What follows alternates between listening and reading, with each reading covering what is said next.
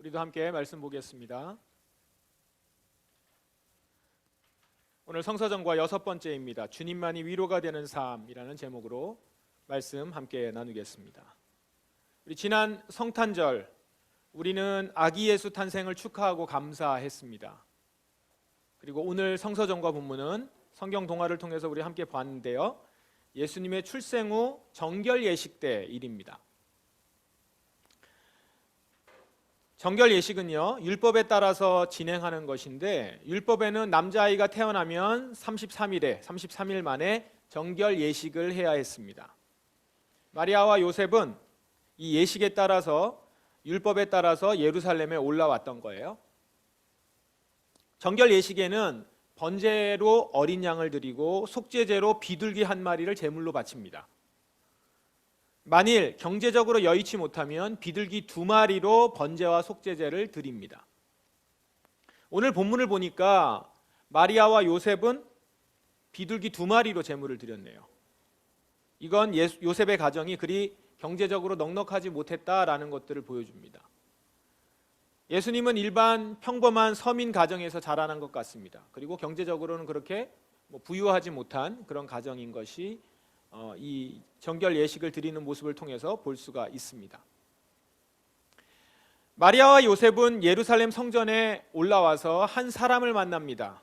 그 사람은 시므온이라고 하는 사람인데, 본문은 이 사람을 이렇게 소개합니다.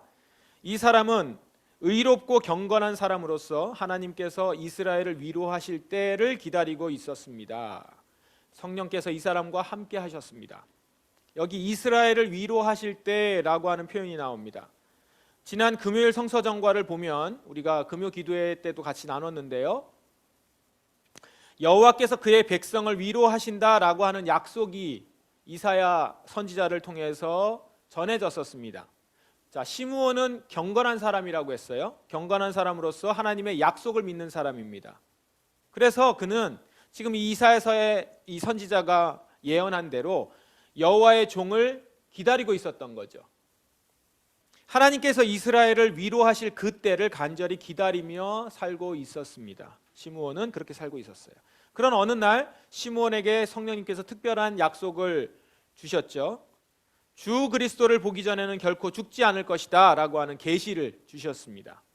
그러니까 자기가 죽기 전에 그리스도를 볼 수 있다는 거예요. 그 기다리던 그리스도를 만나게 될 수 있을 것이다 라고 하는 계시를 받은 겁니다. 이때부터 시므온이 어땠겠어요? 이스라엘을 위로해 줄 그리스도를 만나기를 간절히 기다려 왔던 겁니다. 그리고 어느 날 시므온은 성령으로 충만해져서 이제 성전으로 왔는데, 그때 마침 마리아와 요셉이 정결 예식을 위해서 예수를 데리고 성전으로 온 겁니다. 자, 성령 충만한 시므온은 아기를 보면서 어땠을까요? 그가 자신이 바로 기다리고 있었던 바로 그 메시아라는 것을 감지했습니다. 그래서 시므온은 감격에 겨워서 이 아기 예수를 안고 하나님을 찬양합니다. 우리 지난 성탄절 때 예배 시작하면서 우리 함께 읽었었던, 외쳤던 본문 있죠. 그게 시므온의 찬양이었거든요. 기억하세요? 버전은 좀 다른데, 주님, 이제 주님의 종을 주님의 말씀대로 평화롭게 떠날 수 있게 하셨습니다. 제 눈으로 주님의 구원을 보았습니다. 주님께서 이 구원을 모든 백성들 앞에 마련해 주셨습니다.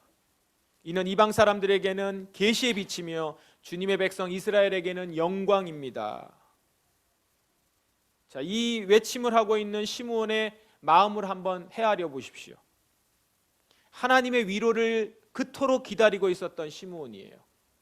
경건하여서 말씀을 붙잡았는데 여호와의 종을 보내신다고 하는 말씀이 있었고 그걸 기다려요. 그러면서 시므온은 또 계시를 받아서 내가 죽기 전에 계시를, 여호와의 종을 볼 수 있다라고 하는 계시를 받았어요. 그러면서 기다렸단 말이에요. 하나님의 위로를 기다리던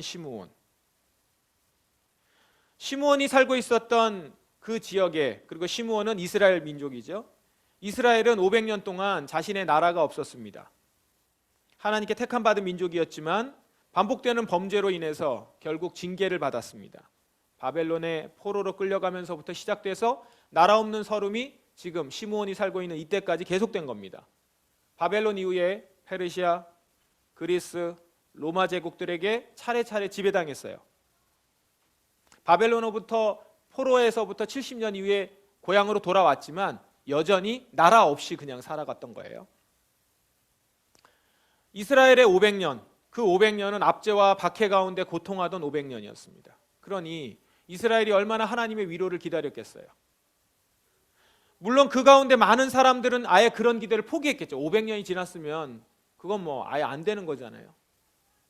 그러나 시므온은 의롭고 경건한 사람이었어요.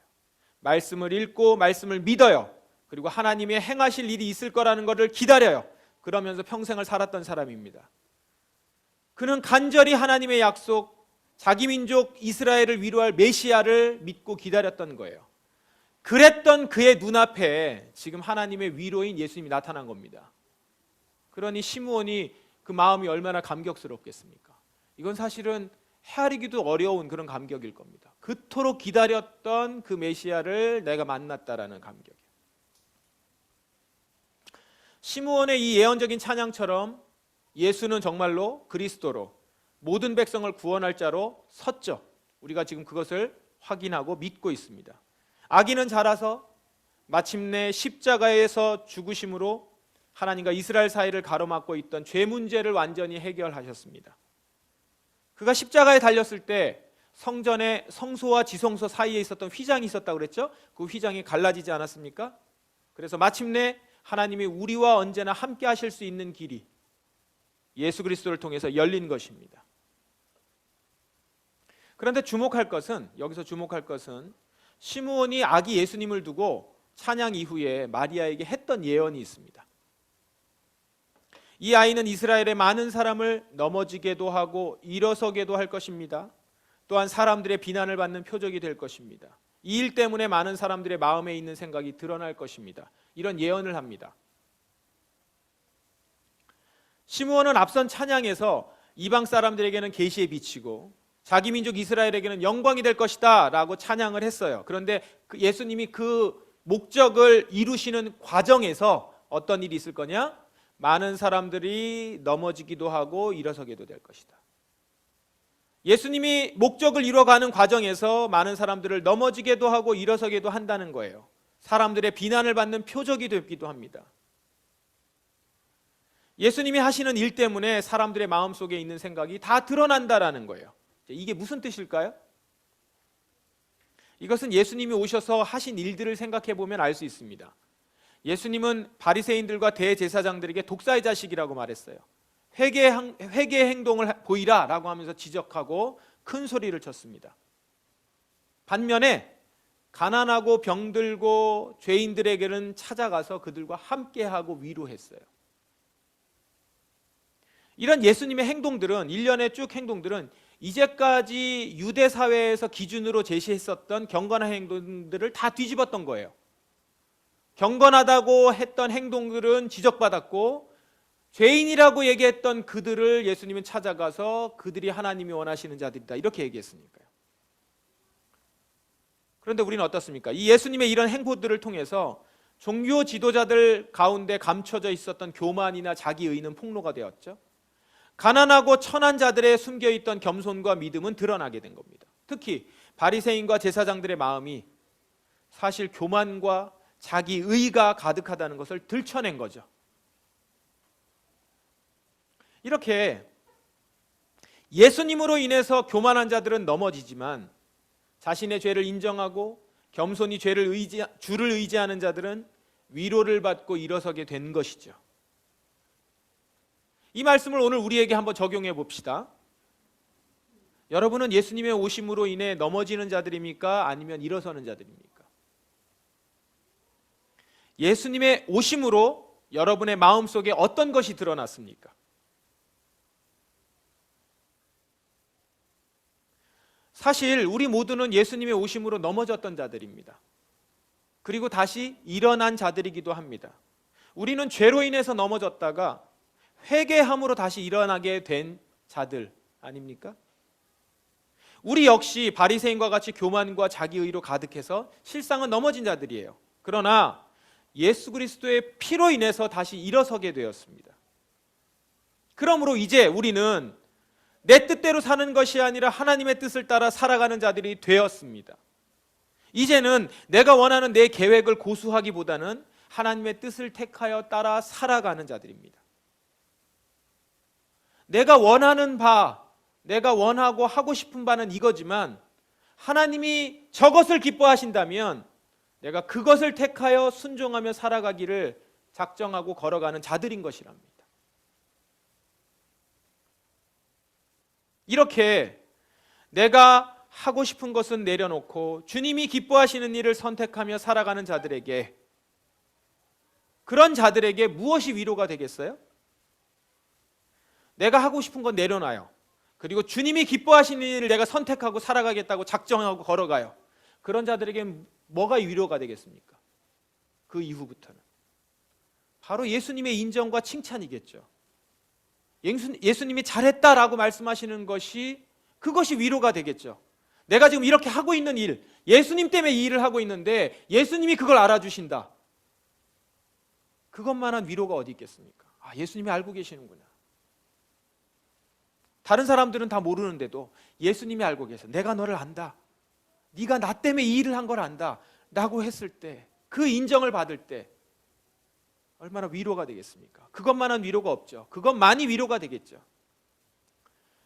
시므온이 아기 예수님을 보면서 왜 위로를 받았을까요? 그는 의롭고 경건한 사람이었기 때문입니다.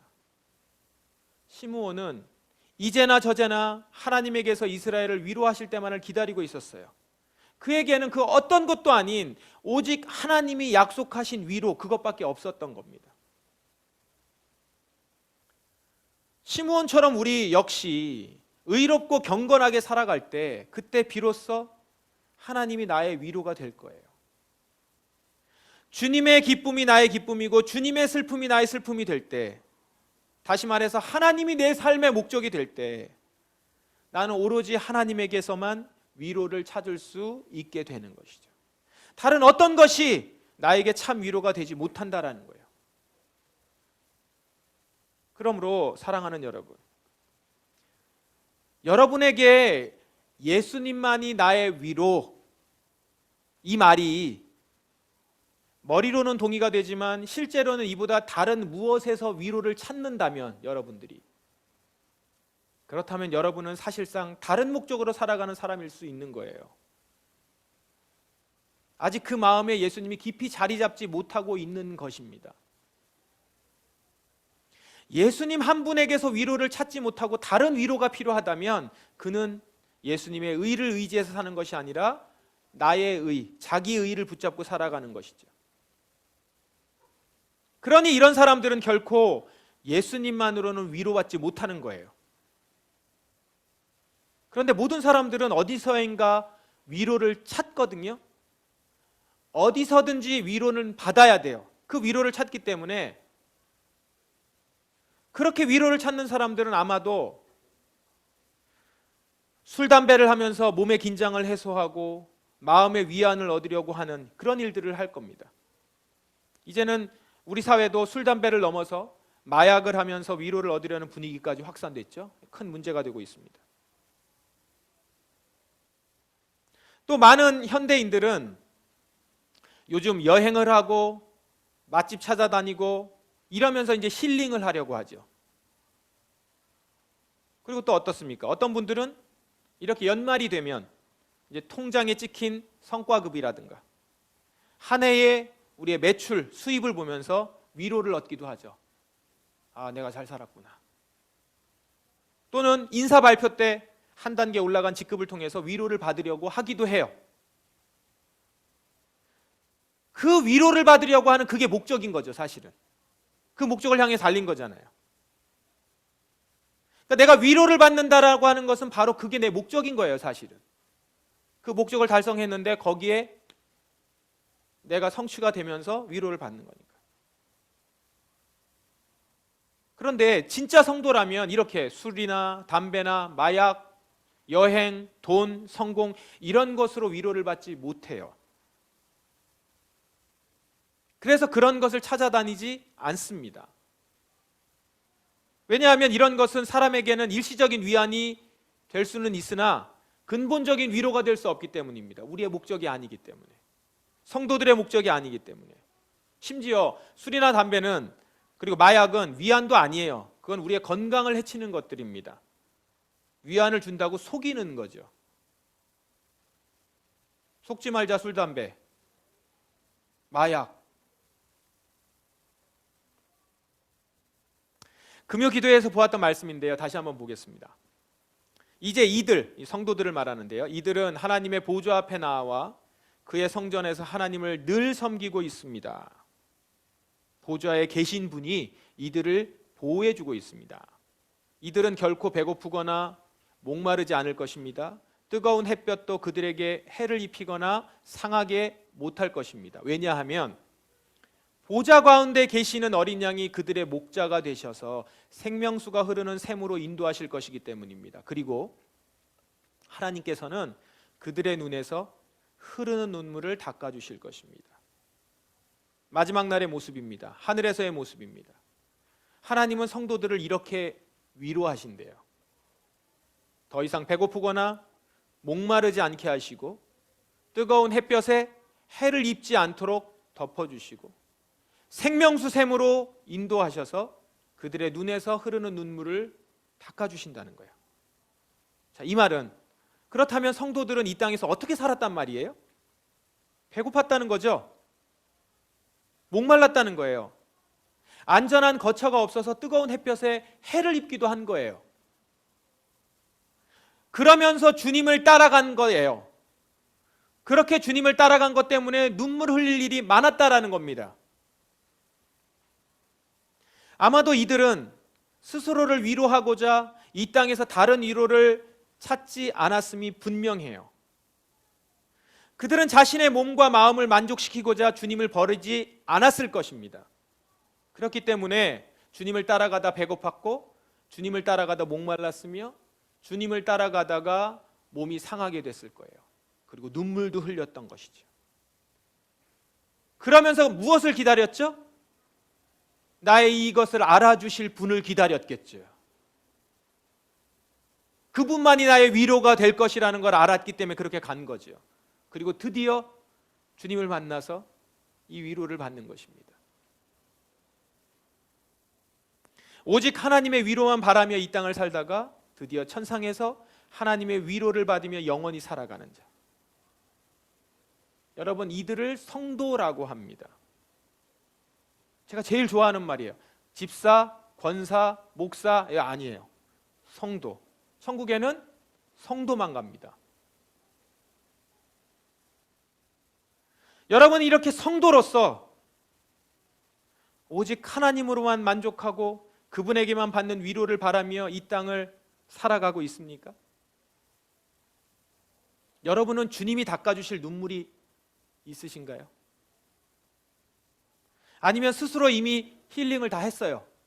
힐링을 다 하고 위로도 다 받았어요. 그래서 주님께서 굳이 나를 꼭 위로 안 해주셔도 되게 셀프 위로 다 하고 주님께서 주시는 위로만 바라보고 비록 어렵고 힘든 길이지만 그 길을 걸어가고 있는 모습이 성도로서의 모습, 그 길이 여러분에게 있습니까? 내가 이렇게 살다 주님의 나라에 가면 주님이 나를 많이 위로해 주실 것이다, 이게 위로가 되면서 그 생각이 위로가 되는 그런 모습이신가요?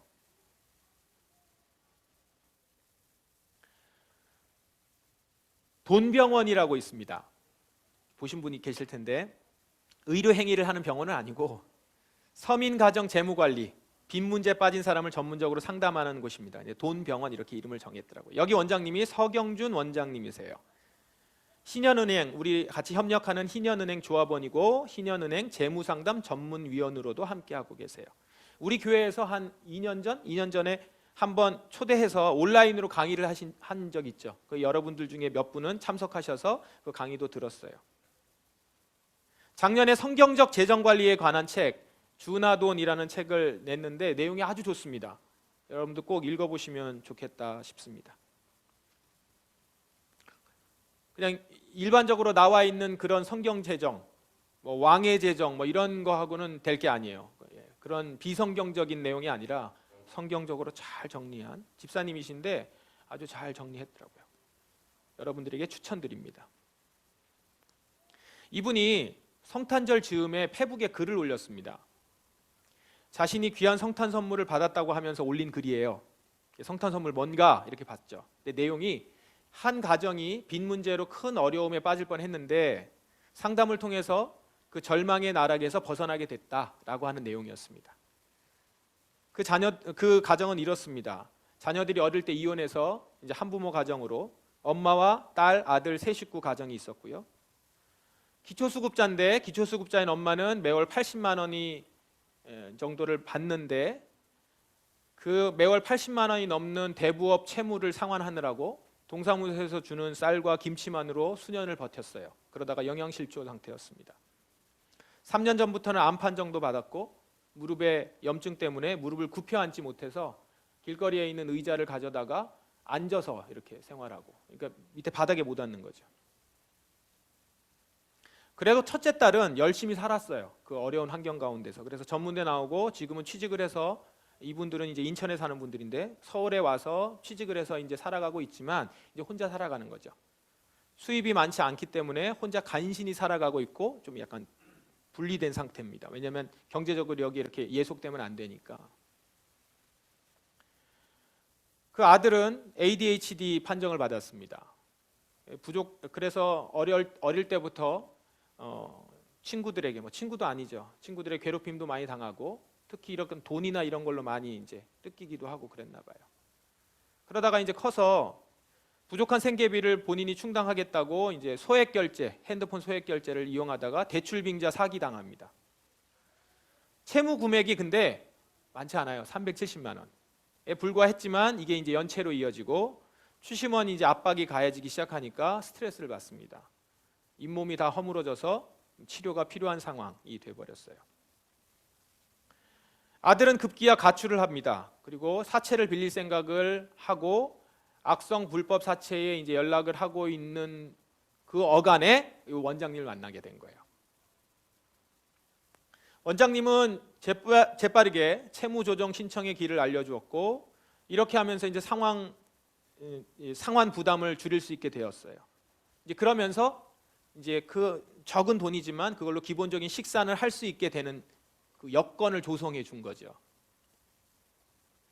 이거는 이렇게 상담을 하는 가운데서 이제 발견하게 되고 알게 되고 해서 이런 것들을 이제서야 알게 돼서 다행히 살게 됐고 아들도 이제 다시 자기 집으로 돌아왔고 이렇게 가정이 회복되는 길로 이제 들어서게 된 모습을 볼 수 있었던 것이 이 원장님에게는 자신의 최고의 크리스마스다, 크리스마스 선물이다 라고 하는 이제 내용이었습니다. 기뻐하는 내용이었어요. 저는 제가 이 페북 내용을 접하고 곧장 연락을 드렸습니다. 마침 이제 교회 성탄절 헌금 나눔에 대해서 우리가 고민하고 있던 차였기 때문에 혹시 이분들에게 우리 헌금을 나누는 것이 도움이 될까 해서 원장님께 연락을 드렸어요. 원장님을 통해서 더 자세한 내용을 들을 수 있었습니다. 글에 쓴 것보다. 들어보니까 이분들은 사회적 관심의 사각지대에 놓여 있는 거예요. 우리 보통 굉장히 이렇게 사회적인 이슈가 되거나 문제가 된 사람들이 대부분 다 이런 사람들이에요. 아주 못 살지 않고 이제 어중간하게 이렇게 볼 때는 괜찮아 보이지만 사실은 굉장히 어려운 가운데 있는 관심의 사각지대에 놓여 있어서 그러다가 이제 그냥 그대로 있다가 갑자기 위험한 상황에 빠져가지고 이제 나락으로 가는 거죠. 정말 다행히 원장님의 상담을 통해서 필요한 조치들을 했고 방향을 지도받은 거예요. 그래서 이제 회복될 수 있는 길로 들어서게 됐습니다. 이런 상황에서 우리 교회가 지금 당장 목돈을 후원하는 것은 이 가정이 잘 회복되는데, 건강하게 회복되는데 오히려 안 좋을 수 있으니까 조금 기다려달라라고, 기다려줄 수 있냐라고 하면서 다른 몇 가지 제안을 해주셨어요. 그 중 하나가 뭐였냐면, 이제 곧 설 명절이 올 텐데 한두 달 후면 명절에 세 식구가 함께 따뜻한 식사를 할 수 있는 기회를 제공해주면 좋겠다라는 거예요. 그렇게 먹어본 적이 없을 것이고, 그 다음에 어느 때부턴가는 이제 딸도 집으로 오지 못하는 거죠. 그러니까 같이 모여서 뭘 해본 적이 없는 거죠, 명절에. 경제적인 문제로 세 식구가 명절에 함께 행복한 식사를 하지 못한 지 오래됐을 거다라는 얘기였습니다. 이 원장님 다 얘기예요. 그런데 원장님이 이 제안을 하는 도중에 갑자기 전화성으로 목소리가 떨리더니 울컥 우시는 거예요. 그 집안을 생각하다가 눈물이 난 거예요. 제가 엄청 당황스럽더라고요. 보시면 아시겠지만 굉장히 이렇게 샤프하게 생기신 분이에요. 그 말도 굉장히 카랑카랑하고 날카로운 분인데, 그래서 이제 이분이 이렇게 눈물을 흘리는 소리를 이제 들으니까 불행하고 아팠을 그 가정을 생각하면서 이 가정이 정말 잘 회복됐으면 좋겠다라고 하면서 이제 흐느끼신 거죠.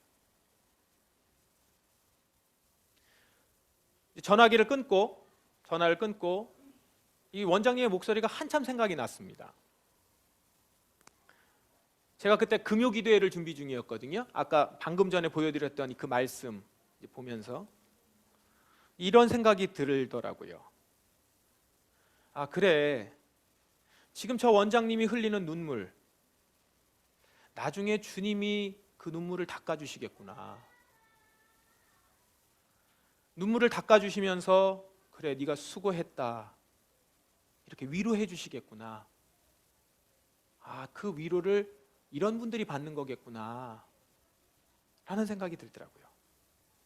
사실 이런 일들은 세상은 별로 알아주지 않는 일이에요.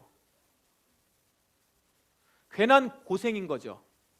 그 집까지 찾아가고 뭔가 내가 그걸 함으로 인해서 받을 수 있는 수입이라든가 뭐 유익은 거의 없는 거죠. 사실은 뭘 바라면서 하겠습니까? 괜한 고생이며 괜한 눈물이라고 생각할 수도 있겠어요. 그런데 하나님은 그 눈물을 보시는 거죠. 그가 무엇을 위해서 눈물을 흘리고 어디에 손을 뻗치며 어디를 향하고 있는가. 그 눈물을 보시면서 아마도 하나님은 그래, 네 마음이 바로 내 마음이다, 이렇게 하실 것 같습니다. 네가 흘린 눈물은 바로 내가 흘린 눈물이야, 그렇게 말씀하실 것 같아요.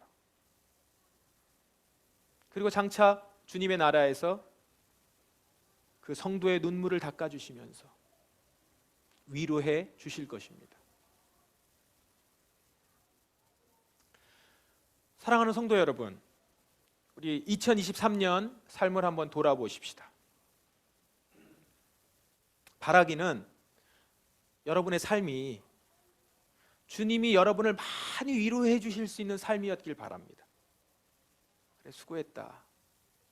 너의 눈물, 내가 흘릴 눈물이었는데, 네가 바라보던 것, 내가 바라보던 곳이었는데, 그렇게 많이 위로해 줄 수 있는 삶이었길 바라요. 주님의 위로만 바라며 살아왔기 때문에 지금 말씀드리는 이런 위로가 여러분이 바라는 바로 그 위로이기를 바라요. 혹 내가 닦아주실 눈물을 별로 흘린 적이 없어서 그렇게 23년을 혹 살았다면, 열심히 안 살았다는 게 아니에요. 열심히 살았으나 그 삶이 주님이 나의 눈물을 닦아주실 만한 그런 눈물이 아니었다면 다가올 24년은 주님의 위로를 기다리며 살아가는 삶으로 여러분의 길을 선택하고 걸어가실 수 있기를 바랍니다.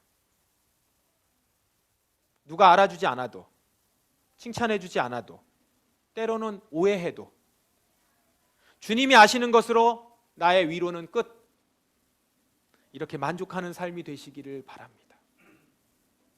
우리 포도나무 성도들 모두 주님 한 분만으로 만족하고 그분께서 주시는 위로로 충분한 삶이 되시기를 주님의 이름으로 축원합니다.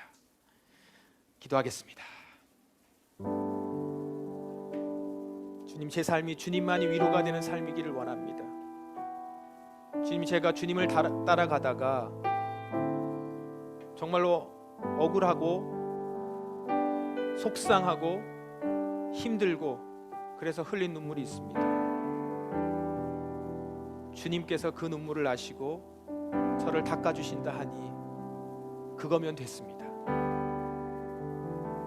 그렇게 주님의 위로를 바라며 오늘도 살아가고 우리 24년도 그렇게 살아가기를 간절히 바랍니다. 주님, 그렇게 기도하며 나아가십시다. 기도하겠습니다. 하나님 아버지, 이 자리에 있는 자들을 사랑하사 주님의 위로를 바라는 우리가 되기를 원합니다.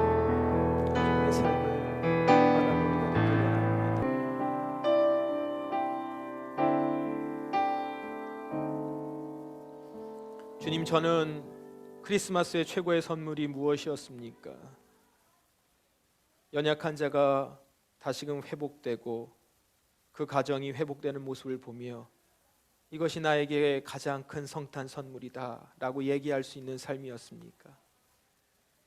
주님께서 위로하실 그런 눈물을 흘린 삶이었습니까? 주님, 주님만이 나의 목적이요 나의 위로가 되는 삶이 되기를 원합니다. 그렇게 주님의 나라에 가서 영원히 주님과 이 땅에서의 삶을 이야기할 수 있는 우리가 되기를 원합니다. 주여, 이제 그렇게 우리의 발걸음을 돌리며 걸어가는 자들 되게 하옵소서. 예수님의 이름으로 기도합니다. 아멘.